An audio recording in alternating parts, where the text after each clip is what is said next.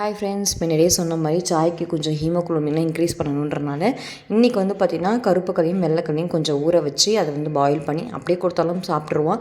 அப்படி இல்லைனாக்கா இது மாதிரி காரக்குழம்பு மாதிரி வச்சு கொடுத்தா இன்னும் நல்லா சாப்பிடுவானே அப்படின்னு சொல்லிட்டு இது ரொம்ப ஈஸியான ரெசிபி தாங்க. நான் லைட்டாக எண்ணெய் ஊற்றிட்டு வடகம் போட்டு வெங்காயம் தக்காளியெல்லாம் வதக்கிட்டு அது கூட கடலையும் போட்டு கடலையில் இருக்க தண்ணி எல்லாமே நல்லா ட்ரை ஆகணும்.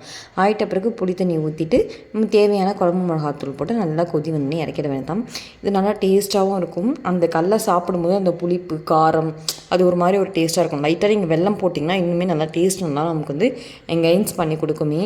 ஸோ ஒரு மாட்டுக்கே தன்னுடைய கன்றுக்குட்டியை எவ்வளோ பாதுகாப்பாக வச்சுக்கிட்டு பாருங்கள். இது என்னமோ நேற்று போட்ட கன்றுக்குட்டியா என்னன்னு தெரில, இங்கே தெருவுலேயே மேய்ஞ்சிட்ருக்கு. ஸோ இது இப்படி தானே மேய்ஞ்சிட்ருக்க மாதிரி இருக்குது.